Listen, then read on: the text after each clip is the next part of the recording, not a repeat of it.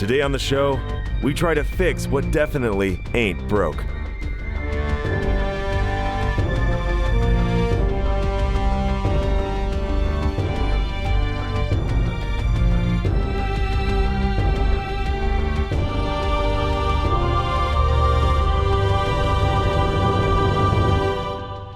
Welcome to Lore Party, the podcast that explores the stories, characters, and universes behind some of our favorite video games.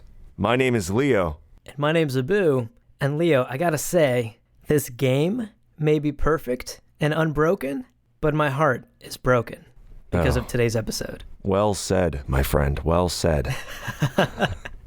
I mean, the big reason for that, of course, is that this is our last Stardew Valley episode. We've done 3 episodes that personally I am incredibly proud of. Yeah. But this is going to be the final one for now. For now. So today's episode, I'm excited about this. This is good because we found out that today, right? What did we find out today? What did he tweet? So as of the date of recording this episode, we actually found out that August 1st is going to be the release date for the multiplayer update. Woo! It's going to be... That's the only appropriate response. But August 1st is going to be the date that the multiplayer update drops for PC, Mac, and Linux. Not quite ready for consoles yet, so personally I'm going to have to wait on my Nintendo Switch for that update to come out. But it's the last big update for Stardew Valley because, like we said earlier, Concerned Ape, the developer, has moved on to his next big project, which he's keeping under wraps for now. But as far as Stardew Valley is concerned, it's a big update. We're really excited about some of the features that are coming into it. I know you mentioned that you are actually playing the beta. Yeah, and I gotta say, I am just so excited for you because my experience of farming, it is incredible to be able to share with a friend or a romantic partner and just work as a pair. Like, that feels great. Absolutely. And I gotta say, in lieu of the multiplayer update, you and I have not actually had the chance to farm together, but I feel like we've been on some intense journeys together across the previous 3 Stardew Valley episodes that we produced for the show. But if you haven't gone back and got caught up on all those previous episodes, highly recommend you do that before you continue today's episode, because today is going to be a lot of speculation on the lore that we established, and it's going to be a lot of wish list items for features or DLC that will not actually happen, but could add quite a bit to the lore of the game.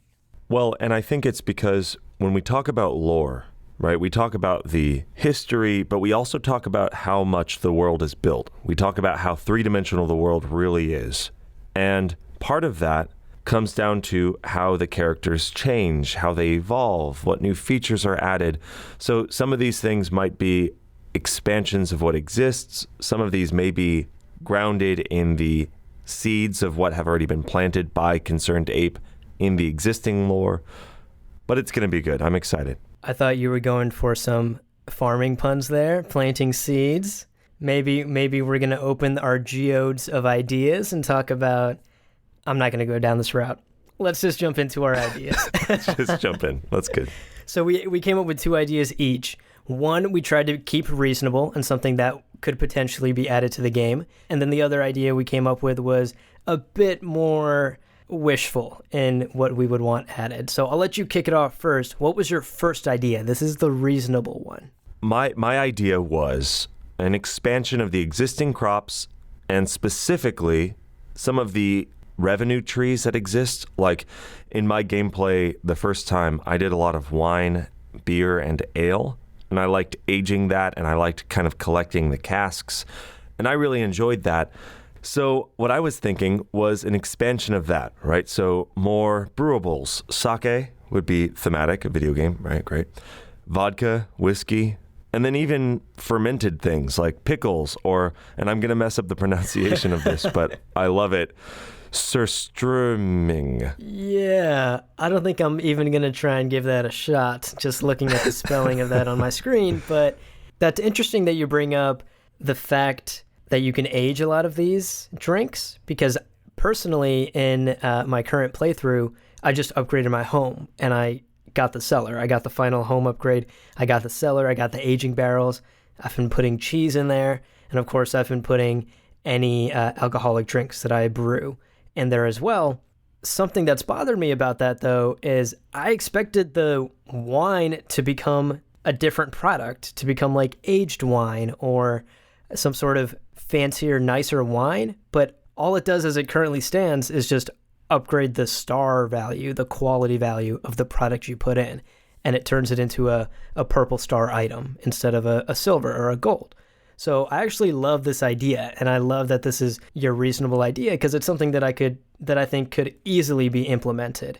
And I like this idea. I think you and I both did this. We went through, in researching for this episode, went through some Reddit boards and we looked through online forums, and some people pointed out, and I really like this, the idea of different building options, new building options, maybe additional specialized ones like the cellar, but maybe you save up a ton of money, a ton of resources, and you get something that brews ale faster. Like it's a specific thing that you can then invest in, because that is one of the things that people are pining for, is these late game challenges, which maybe they cost a lot, but you also start generating a lot of revenue years 2 and 3 when you start just being able to water everything and all of your crops are super high quality. It gets pretty bonkers eventually. So when you're like, okay, yeah, I could drop 200,000 gold on a special building. Yeah, absolutely. I just dropped 200,000 gold without blinking an eye on that furniture upgrade you can get from Robin, where you just get all the furniture pieces for free. I bought that thing for $200 and now I'm decorating the shit out of my house. So I definitely understand that aspect of the game where you suddenly become so wealthy that money is no object and you really just want to continue to play the game. Like, I'm not playing the game any less now that I'm super wealthy in it. I would say that I'm enjoying it in a whole different way now that I'm not sort of hustling constantly for more gold. Right. But I agree that in the late game, it would be really interesting to create these specialized buildings so that you could really craft your farm in the way that you want. We had discussed this earlier, but a lot of folks online, a lot of creative, talented folks really go hard when they role play on their farms. Like, people will commit to creating a farm that is just all about making coffee. And then they role play running a coffee shop. And it would be very cool if there were, additional features or DLC items added that would add these specialized buildings that really let you truly role play and be the type of farmer that you want to be. So that's my idea, right? Like that kind of customization, expanding a little bit of what's there, going a little deeper. But that's sort of my reasonable idea. What did you have for your sort of reasonable wish list item? Yeah, so the reasonable wish list item that I came up with that I think would actually fit pretty well in the established game and the established lore is another store. More specifically, some type of hairdresser or clothing store. And the main reason for that is I realized you don't really get to change your hairstyle at any point in the game, and the only way to change your outfits is if you befriend the wizard and you get a high enough friend level with him, you have the option to change your outfits. Outside of, putting on hats or boots or rings, you're really sort of stuck with the farmer that you create at the very start of the game. And I can tell you, I'm not the same farmer I was 3.5 years ago when I journeyed to my grandpa's farm. I'm a different farmer, and I want to be able to express that in a different way. Right. I came to this farm with a highfalutin city haircut, and I was just so purty in my clean shoes, but now I'm a real farmer. I need a real farmer's haircut. Exactly. And I need some real farmer clothes options. You get it. You've been there. You've been through that journey. It's a transformation. I mean, growing this farm, becoming the millionaire farmer mogul that I am now has changed me as a person, but I'm still wearing those khakis that I wore on day one. I mean, if we all remember, I left my job for this podcast. I left my job in episode 1 for farming. So, I should at least be able to choose some new pants. You went Stardew Valley Lore Party podcast full time. And this is the last episode, so I hope you got a backup plan. I'm not even on the other episodes. It's just this is the no only other thing video you games, do. just Stardew. Yeah. It's, revenue's been tight. So, no, I think that's what you bring up is a great point. And I said this before we started recording, but like this game already has years that pass and things that change, things that are not accessible in year 1 that become accessible in year 2. So it's not so crazy to say maybe year 5 or year 6, this big thing happens. A new villager moves in, or maybe all of the people who are young get a little bit less young. They don't need to become adults, and the adults don't need to get older, and we don't need any characters to disappear. Just maybe some new roles, maybe small new area opens up with a couple new buildings, or even like a bicycle shop, because I know you can get a horse, right? And you can ride the horse around, but being able to buy a bicycle would be kind of cool. For sure. So let's move on to the part of the episode that I am personally super excited about, our ideas for some batshit crazy, ridiculous additions to the game. So let's hear yours first. Yeah, so I was thinking, we have the void spirit that you meet, we have the dwarves, and we have the wizard. Some of the most interesting stuff happens with those 3 characters. So what I was thinking is a sort of New Lands DLC, or sort of the Arcane DLC, where 3 new places open up, right? Now, I'm taking this a little bit from something like Animal Crossing, where you get on a boat, it goes south into the ocean, and then you just end up at an island somewhere. So not necessarily specific geographically, but the idea of like an island reachable from the docks, populated by wizards and witches, these sort of magic folk, right? And then a city of void spirits, and I was thinking they could be discovered through a specific level of the mines, because the void spirit mentions that they used to live down in the mines until the dwarves kind of invaded. I love that. I actually love the unique ways to get to these new areas. I actually think that's more unique than what I had originally thought when I read your notes on this. And I was just like, Leo basically wants the bus to go to different regions of the world. Like, Pam, you keep driving me to this desert and back. Take me somewhere else. But I love your approach to it even more. It's very specific to the lore and kind of expands on that. These gateways to these other worlds, you would have to basically piece together and unravel through the lore. Totally. And that's the kind of shit I love. Like, I love when a game gives you the breadcrumbs, but you have to sort of follow it through yourself. So when I was thinking about this, I was trying to, as you've pointed out, I was trying to build it into the existing lore, right? I don't want this to just be, okay, this was taped on. I want it to feel like it was planned from the beginning. So you're encountering void spirits deeper and deeper into the mines. I would love if that led you into their town, and through having the item that gets you in, they become non-hostile. So you can start talking to them. Maybe they have specific items that can help you on the farm. But my other thought was, what if, again, addressing this late game vacancy, what if in these other places, whether you go to the Void Spirit City or the Magician's Island, what if your currency is super low value to them? So they're like, oh yeah, we've got this, whatever, watering can that never runs out of water, and it's 6 million gold. I love that idea. I love the idea of like traveling to the Void Person city and utilizing their technology, their culture, and bringing it back to your late game farm to make it an even more efficient and profitable venture. Or dwarven coffee. That alien coffee, bro. It's so caffeinated. I have noticed that a lot of our ideas so far have been about the late game. And I think that, again, truly speaks to how incredible Stardew Valley is and how much fun we have playing it and how much we love it, that we've played so much of it, explored so much of it, that we're at the point where we just want more. We want more of it. We want expanded lore. We want different worlds to explore. I love the idea of DLC that is just a treat for people like us who are just basically in the extreme late game where we're not concerned about money. Our farms are mostly automated. We've achieved so much of what we want to achieve, and now we just want more. There's juicy bites in the lore that just hint at so much in the world. And traveling to these other worlds would be such a treat for people that have invested so much time into the core game. You're absolutely right. I've sunk an embarrassing number of hours into this game, and I'm looking for any excuse to play it again.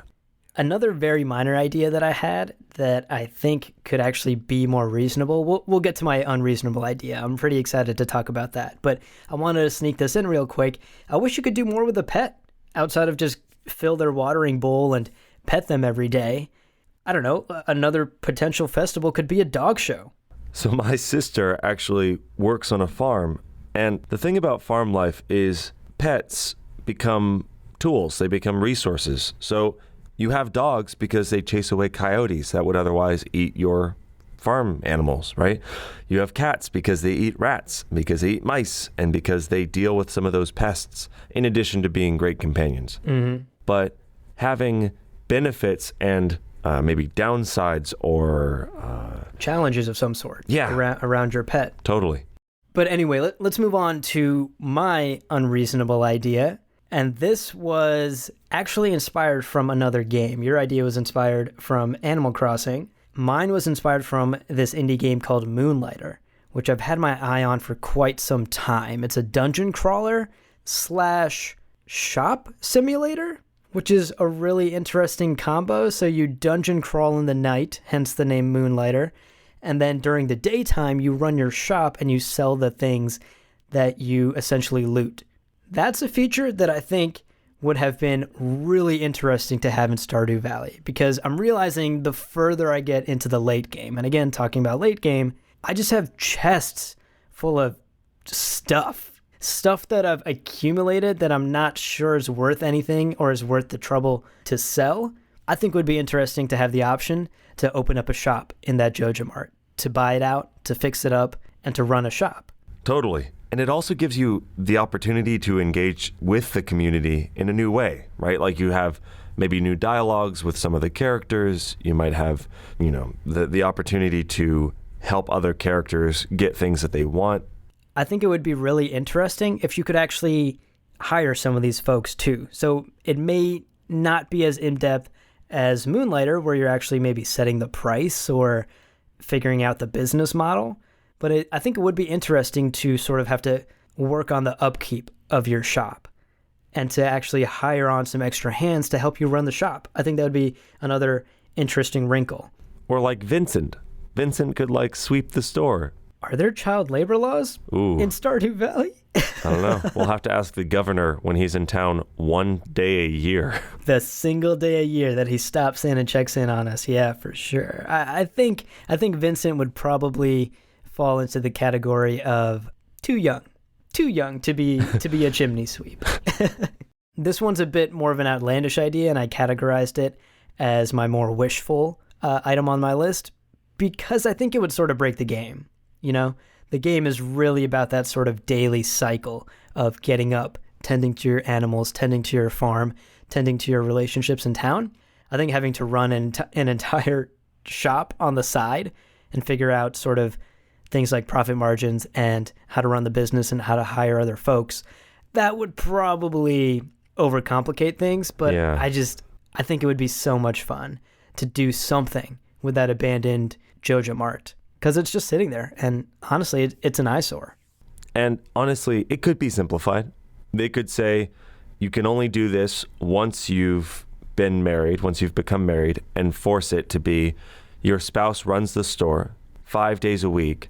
Your spouse is there, and it just generates income based on maybe there's you have a gold star cabbage and you go to the store and you put that in a spot and that generates a certain amount of income because I guess people come and look at it or something. But the point is they could simplify the mechanics of running the store down to just it's there, it's generating income through interactions basically, and the better the stuff you have there, the more money you make. For sure. I think with enough effort, you could definitely find a way to implement some sort of shop mechanic or something to do with that abandoned Joja Mart.